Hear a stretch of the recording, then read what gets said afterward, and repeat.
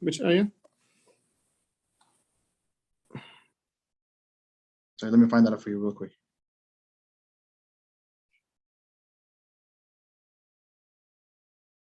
No, I got it here. Basically, it's 46. Bismillah. المال والبنون زينة الحياة الدنيا والباقيات الصالحات خير عند ربك ثوابا وخير أملا.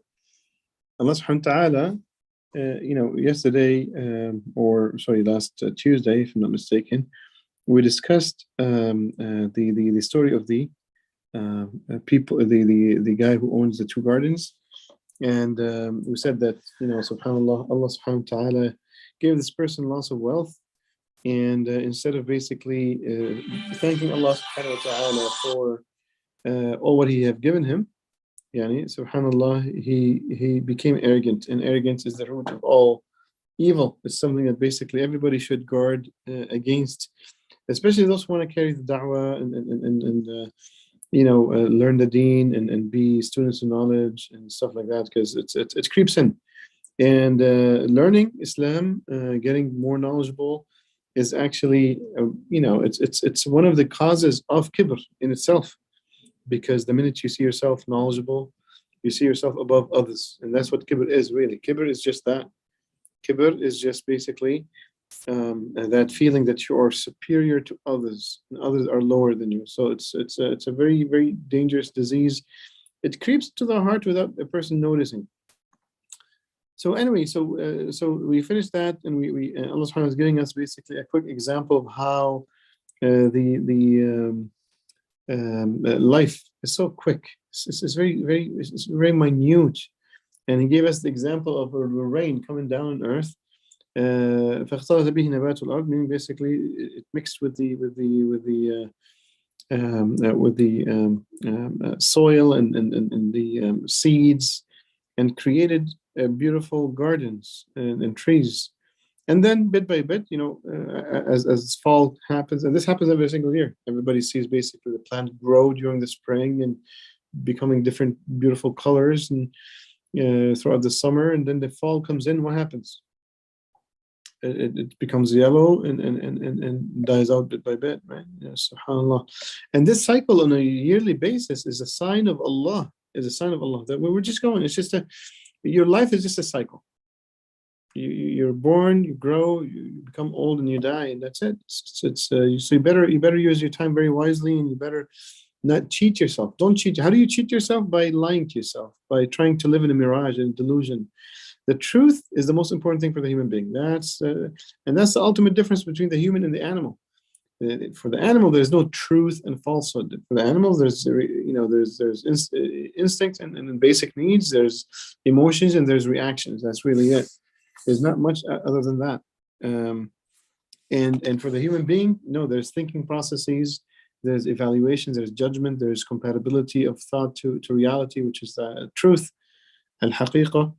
And that's what it is. So Allah continues basically with example, al-mal wal-banun, meaning basically the wealth and children. Zinatul hayat is kind of like what beautifies life.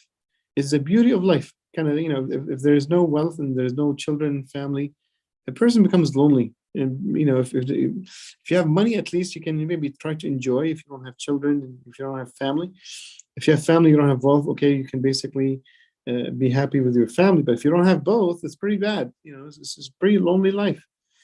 وَالْبَاقِيَاتُ الصَّالِحَاتُ خَيْرٌ عِنْدَ رَبِّكَ, and that's what stays for eternity, which is Jannah, and the blessings of Jannah is what's better for the human being.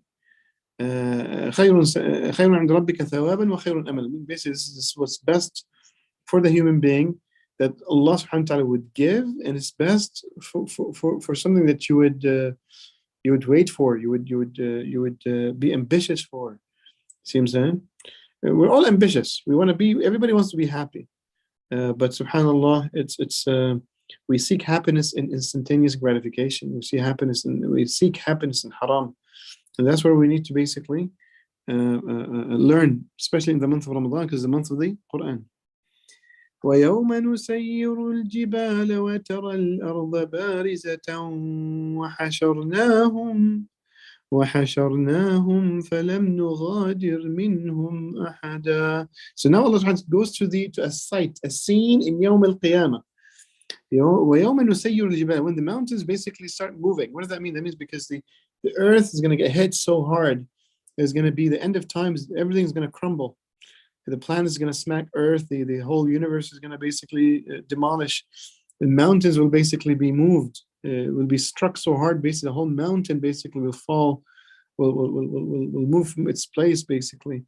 وترى الأرض بارزة وحشرا, you see earth, and that's it, there's nothing on it. There's no life, there's no nothing.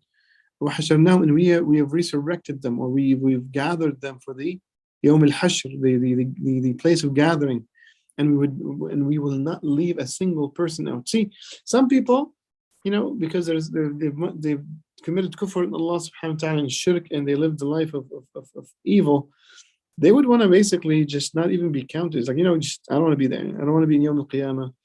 I don't want to be judged. I'd rather basically, I don't want to get a chance to go to Jannah. I just want to die. I just want to die forever.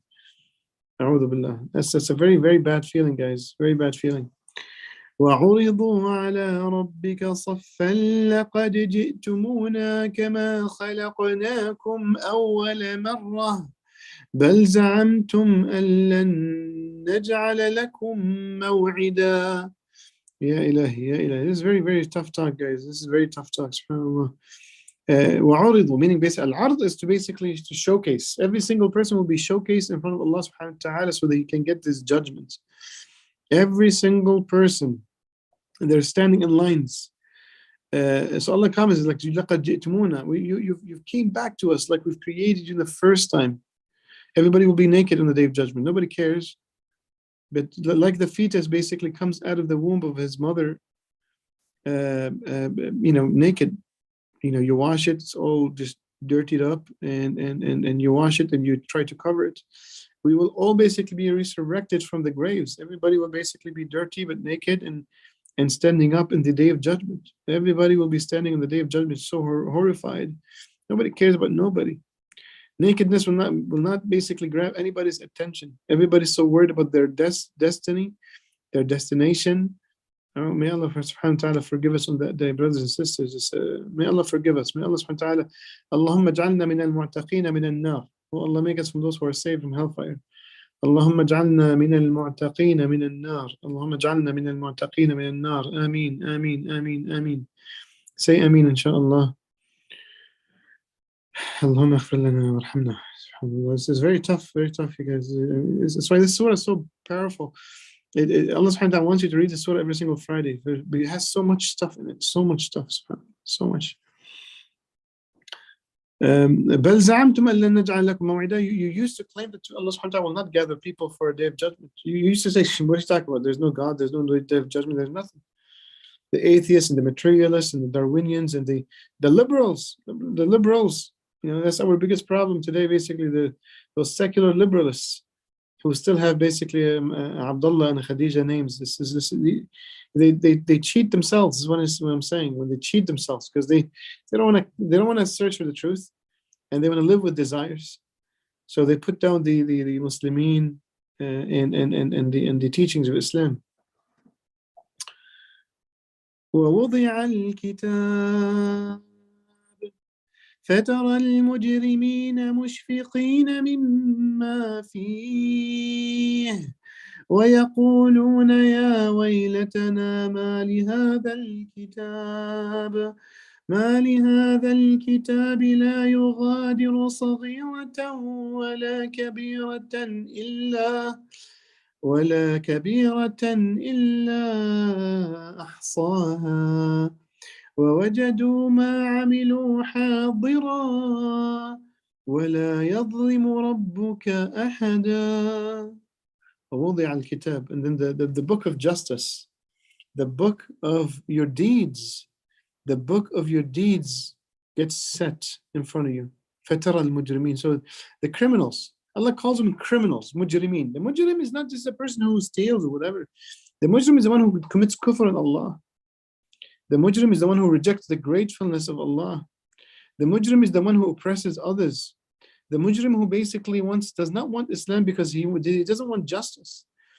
Brothers and sisters, look, what is Islam? Islam has one objective: world peace. How do you achieve world peace? There's only one way to achieve world peace, through justice. How do you achieve justice? There's only one way to achieve justice, through divine sovereignty, through making Allah subhanahu wa ta'ala the only lawgiver to humanity. To make people equal, if you want to call for equality of people in front of Allah, being the slaves of Allah. There's only one equality in Islam, and that's being basically the servants of Allah. Nobody should have this advantage, or should have that superiority of making laws. Allah is the only hakim. Allah is Malik al-Nas. He's the king of people. The minute we basically try to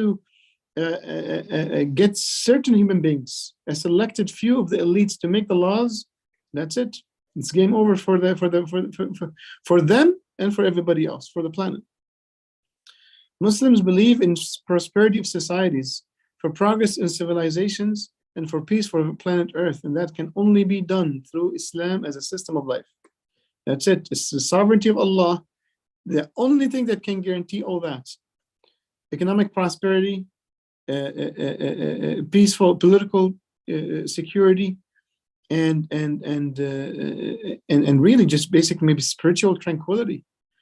The only thing that would lead to that is the sovereignty of Allah alone, subhanahu wa ta'ala. That's what La ilaha illallah really means. The sovereignty of Allah.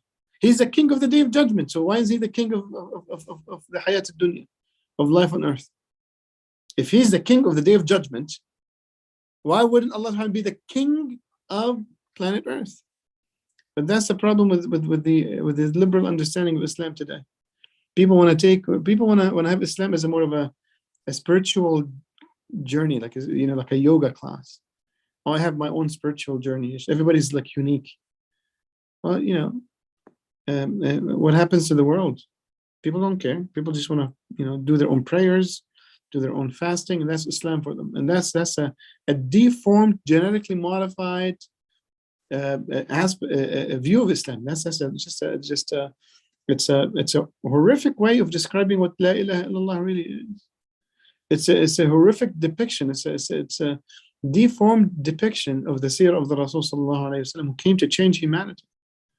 He didn't come just to basically tell individuals to pray. He came to tell societies to rule by the system of Islam. And then some people some individuals in that society will elect to basically be believers and to be worshippers, to be people who pray and fast. Not every single person will do. That's a fact of life. There's always going to be believers and disbelievers. That's a fact of life.